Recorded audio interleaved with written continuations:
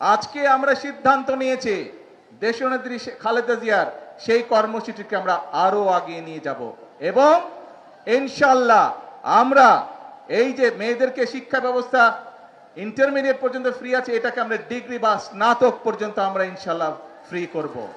এবং শুধু তাই নয়, যে সকল মেয়েরা ভালো রেজাল্ট করবে ইনশাআল্লাহ তাদেরকে আমরা সরকারের পক্ষ থেকে ইনশাআল্লাহ উপবৃত্তির ব্যবস্থা করব। কাজী আসসালামু আলাইকুম, কেমন আছেন সবাই?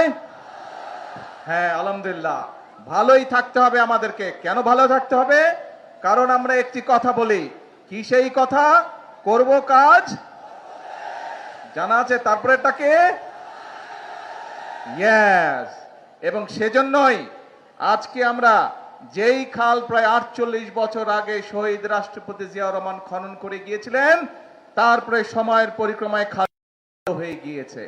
এবং এই খালটি যখন বন্ধ হয়ে গিয়েছে, তার ফলে বহু কৃষক, এই যে আমার পাশে এক কৃষক ভাই বসে আছে, ওনার কথা একটু আগে শুনলেন আপনারা, যে এই খাল আমরা খনন করতে পারলে, শহীদ জিয়া যখন খনন করেছিলেন তার ফলে এই এলাকার কৃষক ভাইদের সুবিধা হয়েছিল। প্রায় 2000 কৃষক পরিবারের সুবিধা পেয়েছে। 13 কিলোমিটার লম্বা খাল, বহু মানুষের সুবিধা পাবে, শুধু কৃষক ভাইরা না, খালের দুই পাশে যারা থাকে তারাও পানির সুবিধা পাবে। কাজেই এই খালটি খনন করতে হবে। এইরকম আমরা সারা বাংলাদেশে 20,000 কিলোমিটার খাল খনন করব ইনশাল্লাহ আগামী 5 বছরে। কারণ আমরা বাংলাদেশকে খাদ্যে স্বয়ংসম্পূর্ণ আছে, আমরা আরো খাদ্য উৎপাদন বৃদ্ধি করতে চাই বাংলাদেশের, যাতে খাদ্যের জন্য কোনো মানুষকে কষ্ট পেতে না হয়। আল্লাহ রাব্বুল আলামিন বাংলাদেশের মাটি এত উর্বর করে দিয়েছেন যে আমরা যদি সময় মতন পানি দিতে পারি তাহলে আলহামদুলিল্লাহ আল্লাহর রহমতে এখানে ফসল পড়ে। ঠিক না কৃষক ভাই? পানি ঠিক মতন দিলেই ফসল ফলে। এখন প্রিয় ভাই বোনেরা, এই যে আমরা খাল খনন করব, এই কথাটি কবে বলেছিলাম বলেন তো? হ্যাঁ, কবে? ইয়েস, নির্বাচনের আগে বলেছিলাম। কারণ আমরা জানি খাল খননের ভিতর দিয়ে কৃষক ভাইদের উপকার হবে। কৃষক ভাইদের উপকার হলে কৃষকরা ধীরে ধীরে স্বাবলম্বী হবে, এবং কৃষকরা স্বাবলম্বী হলে এই দেশের অর্থনীতি ধীরে ধীরে মজবুত হবে। এই দেশের অর্থনীতি মজবুত হলে এই দেশের মানুষের অর্থনীতি মজবুত হবে। প্রিয় ভাইরা, ভাই বোনেরা, আমরা শুধু খালের কথা বলিনি, খালের সাথে আমরা আরো কয়েকটি কথা বলেছিলাম। আজকে আপনাদের এখান থেকে আমি যাব চাঁদপুর সদরে, সেখানেও দুটি কর্মসূচি রয়েছে। তার মধ্যে একটি কি কর্মসূচি আছে যে জানেন না কে? হ্যাঁ জানেন? কে কে জানেন? হাত তুলেন তো। তো আপনারা সব খবরই রাখেন, আর বক্তব্য দিব কি? বক্তব্য দরকার আছে? ও আচ্ছা, তারপরে বক্তব্য দিতে হবে। আচ্ছা ঠিক আছে, নয় একটু দিলাম। তো এই যে এখন চাঁদপুর সদরে যাব, চাঁদপুর সদরে একটি আছে খাল খনন আর আরেকটি আছে ফ্যামিলি কার্ড। শব্দটা চেনা চেনা লাগে? ফ্যামিলি কার্ড কার কাছে চেনা চেনা লাগে? আচ্ছা, ওই যে পিছনে গাছতলায় ভাই বোন, আপনাদের কাছে চেনা চেনা লাগে শব্দটা? আচ্ছা আলহামদুলিল্লাহ। ওই যে পারে মানুষ, আপনাদের চেনা চেনা লাগে? আচ্ছা ধন্যবাদ। ছোট বন্ধুরা, তোমাদের কাছে ফ্যামিলি কার্ড চিনো? শুনেছো? আগে কথা শুনেছো ফ্যামিলি কার্ডের কথা? আচ্ছা, এখন প্রিয় ভাই বোনরা, এই ফ্যামিলি কার্ডের প্রতিশ্রুতি আমরা নির্বাচনের আগে এই দেশের মানুষের কাছে দিয়েছিলাম। এই ফ্যামিলি কার্ডের লক্ষ্য কি? এই যে আমাদের ছোট ছোট বোনেরা এখানে দাঁড়িয়ে আছে, দেশনেত্রী খালেদা জিয়া যখন দেশ পরিচালনার দায়িত্বে ছিলেন, তখন এই যে আজকে যারা শিশু এখানে দাঁড়িয়ে আছে, মেয়েরা যারা, নারীদের শিক্ষা ব্যবস্থা উনি ক্লাস 12 পর্যন্ত, ক্লাস 1 থেকে ক্লাস 12 পর্যন্ত উনি বিনামূল্যে করে দিয়েছিলেন। আজকে আমরা সিদ্ধান্ত নিয়েছি দেশনেত্রী খালেদা জিয়ার সেই কর্মসূচিকে আমরা আরো আগিয়ে নিয়ে যাব এবং ইনশাআল্লাহ আমরা এই যে মেয়েদেরকে শিক্ষা ব্যবস্থা ইন্টারমিডিয়েট পর্যন্ত ফ্রি আছে, এটাকে আমরা ডিগ্রি বা স্নাতক পর্যন্ত আমরা ইনশাআল্লাহ ফ্রি করব। এবং শুধু তাই নয়, যে সকল মেয়েরা ভালো রেজাল্ট করবে ইনশাআল্লাহ তাদেরকে আমরা সরকারের পক্ষ থেকে ইনশাআল্লাহ উপবৃত্তির ব্যবস্থা করব। কাজে মন দিয়ে সবাইকে পড়তে হবে, তোমাদেরকে মন দিয়ে পড়তে হবে, তাহলে তোমরা সরকার থেকে উপবৃত্তি পাবে। এখন আসুন প্রিয় ভাই বোনেরা, কেন আমরা আমাদের মায়েদেরকে বা আমাদের বোনদেরকে শিক্ষিত করতে চাই, একই সাথে তাদের হাতে ফ্যামিলি কার্ড তুলে দিতে চাই। কারণ এই দেশের জনসংখ্যার অর্ধেক হচ্ছে নারী।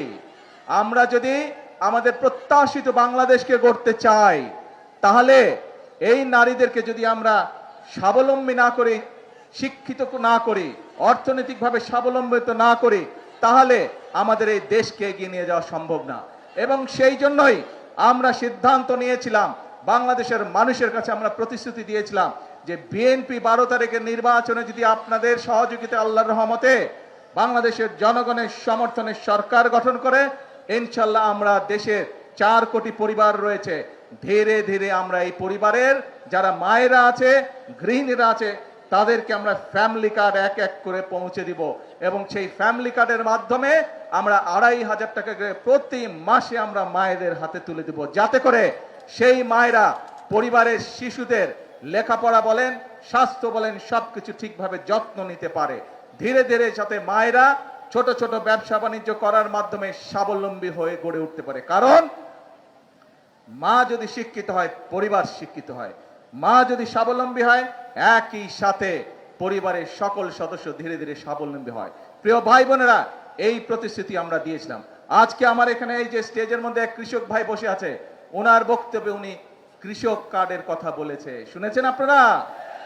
এই কৃষক কার্ডের কাজও কিন্তু খাল খননের কাজ যেমন আমরা শুরু করেছি, ফ্যামিলি কার্ডের কাজ যেমন আমরা শুরু করেছি, আল্লাহর রহমতে কৃষক কার্ডের কাজও আমরা ধীরে ধীরে শুরু করেছি।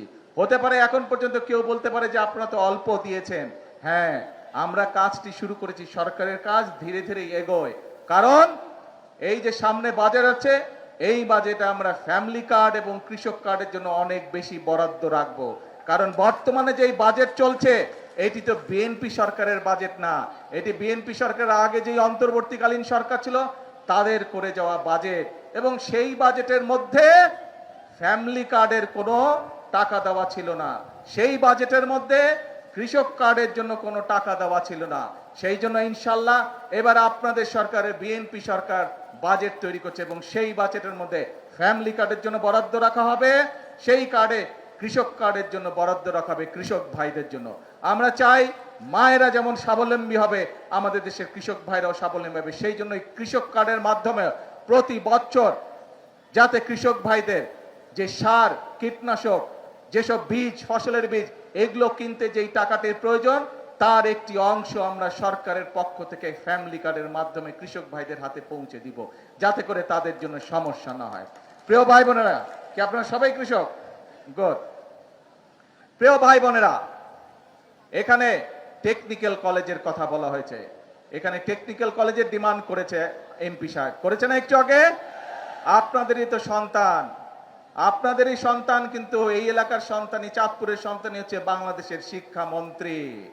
আপনাদের সামনে শিক্ষামন্ত্রীকে আমি এখনই বলে যাচ্ছি, যত দ্রুত সম্ভব সেই টেকনিক্যাল কলেজের ব্যাপারে যাতে ব্যবস্থা গ্রহণ করে। প্রিয় ভাই বোনেরা, আমরা নির্বাচনের আগে বলেছিলাম যে এই বাংলাদেশের একটি বড় সমস্যা হচ্ছে বেকার সমস্যা।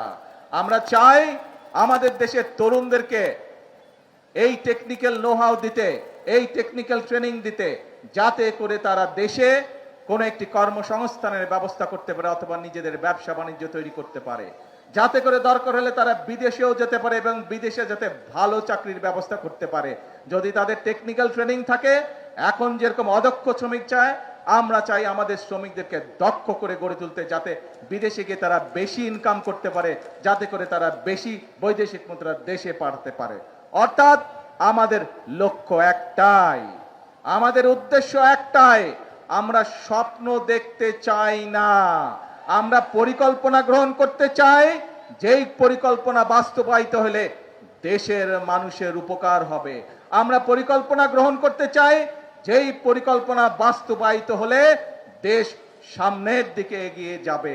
আমরা পরিকল্পনা গ্রহণ করতে চাই, যেই পরিকল্পনা বাস্তবায়িত হলে দেশের মানুষের ভাগ্যের পরিবর্তন হবে। প্রিয় ভাই বোনেরা, এখন প্রিয় ভাই বোনেরা, এই যে কথাগুলো বললাম, এই যে পরিকল্পনার কথা বললাম, এই যে আমার লক্ষ্য উদ্দেশ্য আপনাদের সাথে বললাম, আপনারা কি এর সাথে একমত? কারা কারা একমত? কারা কারা একমত? হ্যাঁ, এদিকে। আচ্ছা, ধন্যবাদ। এবার বলেন তো কারা কারা একমত নন আমার সাথে? কেউ তো হাত তুলে না, তাহলে সবাই একমত। তাহলে এখন কিন্তু কাজ একটাই, এই এলাকার 7টা তাজা প্রাণ ঝরে গিয়েছিল স্বৈরাচার বিরোধী আন্দোলনে। 7টা তাজা প্রাণ কেন ঝরে গিয়েছিল? সেই 7টা তাজা প্রাণ, তাদের দাবি ছিল বাংলাদেশের মানুষের গণতান্ত্রিক অধিকার প্রতিষ্ঠিত করা। তাদের দাবি ছিল এই দেশের মানুষের যে ভোটের অধিকারকে ছিনতাই করা হয়েছিল, সেই ভোটের অধিকারকে পুনঃপ্রতিষ্ঠিত করা। প্রিয় ভাই বোনেরা, বিএনপির 7টা প্রাণ ঝরে গিয়েছে বিগত স্বৈরাচার বিরোধী আন্দোলনে। এইভাবে সারা বাংলাদেশে শুধু বাংলাদেশ জাতীয়তাবাদী দল বিএনপির শত শত নেতাকর্মী তাদের জীবন আত্মহতি দিয়েছেন। শুধু জুলাই আগস্ট মাসে আমাদের সারা বাংলাদেশে প্রায় 450-র মতো নেতাকর্মী সেদিন খুন হয়েছিল প্রিয় ভাই বোনেরা, 1.5 মাসের আন্দোলনে। এখন প্রিয় ভাই বোনেরা, এই যে মানুষগুলো তাদের জীবন আত্মহতি দিয়েছে, তাদের এই রক্ত কি আমরা বৃথা যেতে দিতে পারি না। তাদের স্বপ্ন যদি বাস্তবায়ন করতে হয়, তাদের মৃত্যুকে যদি মূল্যায়ন করতে হয়, তাহলে আমাদের সকলকে আজ দেশ গঠন বা রাষ্ট্র পুনর্গঠনের কাজে আমাদেরকে হাত দিতে হবে। যদি আমরা ইনশাল্লাহ খাল খনন সমাপ্ত করতে পারি, যদি বাংলাদেশের মানুষের ঘরে ঘরে মায়েদের হাতে ফ্যামিলি কার্ড পৌঁছে দিতে পারি, যদি বাংলাদেশের সকল কৃষক ভাইদের হাতে কৃষক কার্ড পৌঁছে দিতে পারি, যদি বাংলাদেশে আমরা বৃক্ষরোপণ অভিযান সেটি যদি আমরা সমাপ্ত করতে পারি, যদি বাংলাদেশের প্রত্যেক জায়গায় যেখানে যেখানে প্রয়োজন আমাদের তরুণ সমাজকে আমরা শিক্ষিত করে, তরুণ সমাজকে আমরা টেকনিক্যাল ট্রেনিং দিয়ে বিদেশে কর্মসংস্থানের জন্য প্রেরণ করতে পারি, দেশে কর্মসংস্থানের ব্যবস্থা করতে পারি, তাহলেই প্রিয় ভাই বোনেরা একমাত্র সেই শহীদদের আত্মত্যাগের মর্যাদা দেওয়া সম্ভব হবে।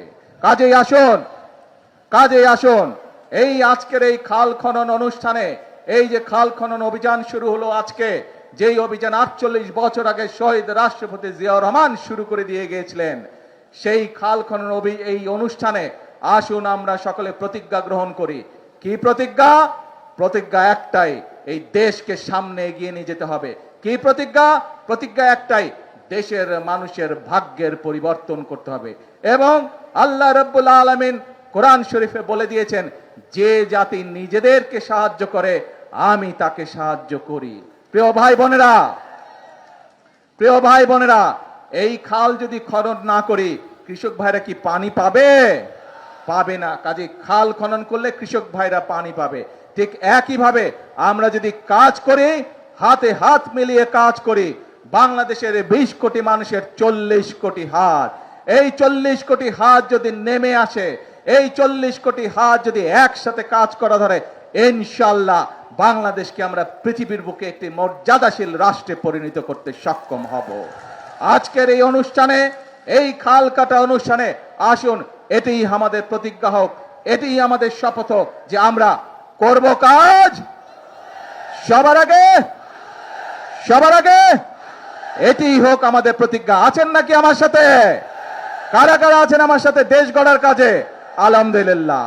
প্রিয় ভাই বোনেরা, আসুন আজকে থেকে আমাদের কাজ হবে একটাই, সেটা হচ্ছে দেশ গঠন, দেশ গড়া, রাষ্ট্র পুনর্গঠন। এটাই হোক আমাদের প্রতিজ্ঞা। আর আমরা যেরকম নির্বাচনের আগে জনগণের সামনে যে সকল প্রতিশ্রুতি দিয়েছি, ইনশাআল্লাহ অতীতে সব সময় দেখা গিয়েছে বিএনপি যে সকল প্রতিশ্রুতি জনগণকে দেয়, দেশের মানুষের সামনে দেয়, বিএনপি দেশ পরিচালনা করার সময় আস্তে আস্তে সবগুলো প্রতিশ্রুতি তারা বাস্তবায়নের চেষ্টা করে। কাজেই আমরা আমাদের প্রতিশ্রুতি বাস্তবায়ন করব। কিন্তু বিএনপির শক্তির উৎস কারা? বিএনপি শক্তির উৎস বাংলাদেশের জনগণ। সেজন্যই আমরা বলি, সেজন্যই আমরা যারা বিএনপি করি, সেজন্যই আমরা যারা শহীদ রাষ্ট্রপতি জিয়াউর রহমানের দল করি, দেশনেত্রী খালেদা জিয়ার নেতৃত্বে আমরা দল করেছি, আমরা সকলে বলি জনগণই হচ্ছে আমাদের সকল রাজনৈতিক ক্ষমতার উৎস। প্রিয় ভাই বোনেরা, আপনাদের শক্তি হচ্ছে আমাদের শক্তি, আপনাদের সমর্থন আপনারা যতক্ষণ আমাদের পাশে থাকবেন, আপনাদের সমর্থন যতক্ষণ থাকবে, আমাদের দেশ করার কাজ ইনশাল্লাহ চলতে থাকবে, চলতে থাকবে, চলতে থাকবে। আল্লাহ হাফেজ। বাংলাদেশ জিন্দাবাদ। বাংলাদেশ জাতীয়তাবাদী দল জিন্দাবাদ। ইসলাম।